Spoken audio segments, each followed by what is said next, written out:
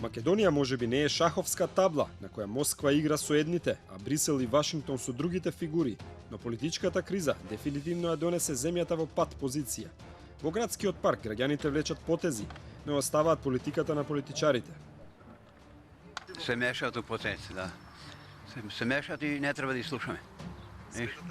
Сметате дека Македонија треба сама да си ги решава проблемите? Само. Имаме писмен народ, како. Да не слуша нико. Кој сака да ни помогне повеќе, Русија или Америка? Русија, таа е православна. Русија. Сигурно само. И таа нема така храброст, директно. Да не одбрани, ама ако дојде ред, ќе не брани. Не разбирам ја политика. Не разбирам. Разбрали? Иди у влада, прашај ги тие. Без компас во раката, Македонија повторно се изгуби помеѓу истокот и западот. Сепак, политичките пораки кои деновиве пристигнуваат од Вашингтон, Брисел, но и Москва, стигнуваат на иста адреса, кај председателот Иванов.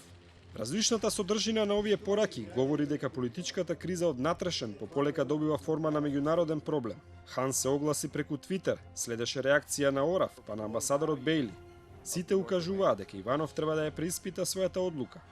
We believe that this was inconsistent with basic democratic principles and the rule of law, which are core values of the North Atlantic Treaty Organization, for example. As a strategic partner of Macedonia, as a friend, and with full respect to Macedonia's sovereignty and unity, we urge President Ivanov to reconsider this decision. Во спротивна насока следеше реакција на Русија со барање западните дипломати да ги тргнат рацете од Македонија.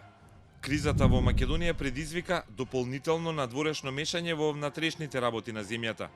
На македонците со помош на европските лидери и на НАТО им се наметнува албанска платформа. Веруваме дека ваквата линија е крајно опасна, полна со уништување на македонската државност и дестабилизација на Балканот во целина. Последна во низата политички пораки беше на високата представничка за надворешна и безбедносна политика на ЕУ, Федерика Могерини, која побара Иванов да ја промени одлуката.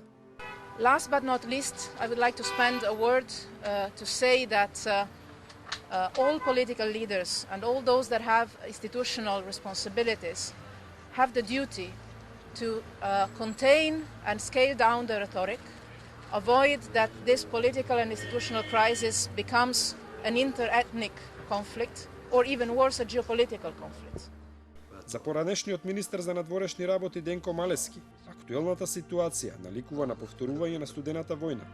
25 години по завршувањето на студената војна, да дочекаме известна неизина репетиција на таа студена војна и да се најдеме на некаква линија на поделби сега во таа конфронтација помеѓу Москва и Вашингтон, за која што не знаеме како ќе еволуира, меѓутоа она што знаеме сега е дека има елементи кои ги се препознаваат од времето на студената војна, кога главната логика беше да му наштетиш на оној другиот на терен кој што може да потпадне под негова контрола, и на тој начин секоја загуба за едната страна беше добивка за другата страна. За Малески, одлуката на Иванов е катализатор на уште поголема криза. Тој нема право да го стави мандатот во джеб. Ние сме дел од, се уште сме во еден изборен процес. Луѓето веќе и заборавија дека на 11 декември гласавме и дека тогаш се искажа волјата на народот и дека таа волја на народот низ демократската процедура мора да се финализира до формирање на влада на Република Македонија. Според поранешниот дописник од Москва Мирче Адамчевски, во реакцијата на Русија се чувствува еволуција во односот кон земјава, особено во отворената поддршка на Груевски. Сега таа поддршка е отворена, конкретно и со име и со презиме и со напади врз опозицијата.